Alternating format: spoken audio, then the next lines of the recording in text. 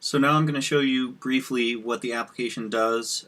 It's in a very early state, but I've done a fair amount of work. I think it's looking pretty good. I'm happy with it. Basically, at Speakaboos, we have an application that has lots and lots of different files. Actually, let me show that to you real quick. Can I switch to my mobile app here. This is the Speakaboos project, and here's the source code.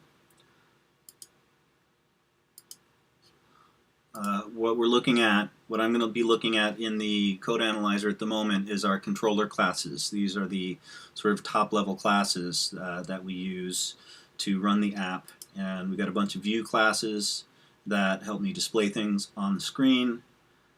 We've got, let's see, we've got a model section that models our data. We have different events that the system throws. What else? Got a bunch of utilities that we manage. We've got analytics classes. So lots of code to manage with the Speakaboos app.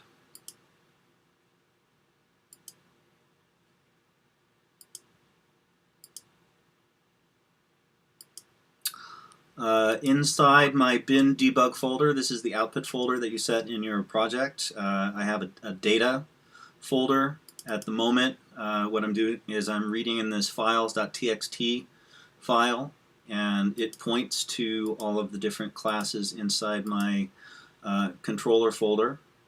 And let's see, when we run the app,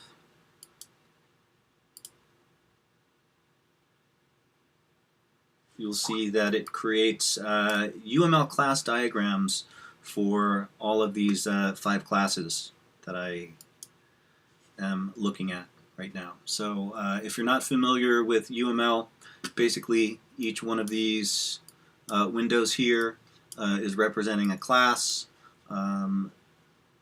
Here's a group of variables. Let's look at the app controllers, the sort of the main one that I'm looking at the moment.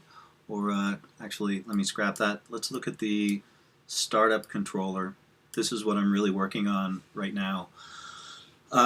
These are the different variables in the class, and these are the different functions inside the class. I have tried to organize my class so that it's broken into sections. There are lots. Let me use the toolbar here to zoom out. There are many functions in this class. So I've broken them into sections.